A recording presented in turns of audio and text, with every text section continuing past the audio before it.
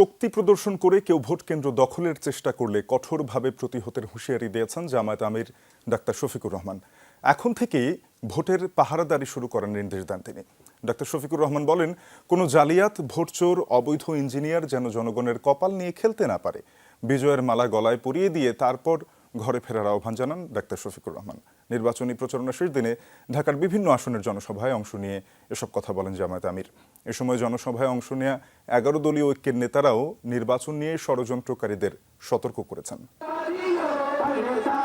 দোহার নবাবগঞ্জ ঢাকা 1 আসনের নির্বাচনী জনসভা দিয়ে ত্রয়োদশ জাতীয় নির্বাচনের প্রচারণার ইতি টানলেন জামাত আমির ডাক্তার শফিকুর রহমান। সবশেষ জনসভায়ও দোহার জয়কালী বড় মাঠ নেতাকর্মী ও সমর্থকদের চাপে কানায় কানায় পূর্ণ হয়ে যায়।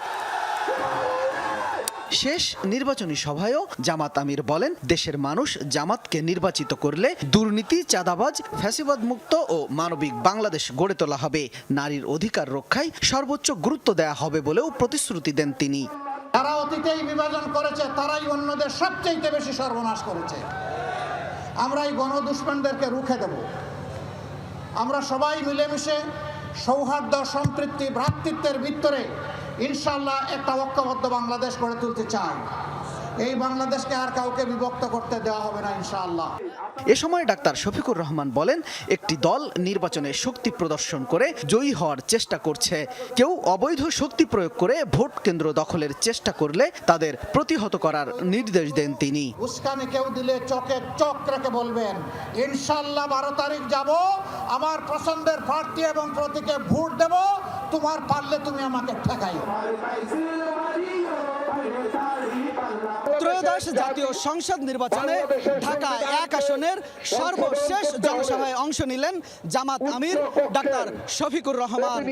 এ সময় তিনি অন্যান্য নির্বাচনী সমাবেশের মতো বৈষম্য এবং ফ্যাসিবাদ মুক্ত বাংলাদেশ গড়ার প্রতিশ্রুতি দেন তিনি।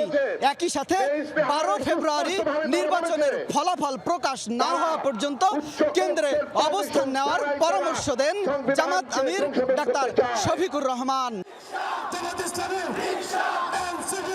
এর আগে দিনের শুরুতে সকাল 10টায় ঢাকা 13 আসনের নির্বাচনী জনসভায় মোহাম্মদপুরের কেন্দ্রীয় ঈদগাহ মাঠে অংশ নেন জামাত আমির, যেখানে 11 দলীয় ঐক্যের প্রার্থী বাংলাদেশ খেলাফত মজলিসের আমির মামুনুল হক। জনসভায় এনসিপির আহ্বায়ক নাহিদ ইসলাম, ডাকসু ভিপি সাদিক কায়েম সহ উপস্থিত ছিলেন 11 দলের নেতারা। এ সময় রিকশা প্রতীকে ভোট চেয়ে নির্বাচন কমিশনের সমালোচনা করেন তারা। ভোট কেন্দ্র যদি দখলের চেষ্টা করা হয়, ইনশাআল্লাহ শক্ত হাতে, লাঠি হাতে তরুণ সমাজ প্রতিহত করতে হবে। মাদক সাম্রাজ্য মুক্ত মোহাম্মদপুর আপনাদেরকে ইনশাআল্লাহ উপহার দিতে চাই। একই অন্ধকার গলিপথে আমাদের নির্বাচন কমিশন হাঁটার চেষ্টা করছে। জনসভায় একটি পক্ষ ভোট হাইজ্যাক করার চেষ্টা করছে অভিযোগ করে সব ষড়যন্ত্র রুখে দেওয়ার আহ্বান জানান জামাত আমির।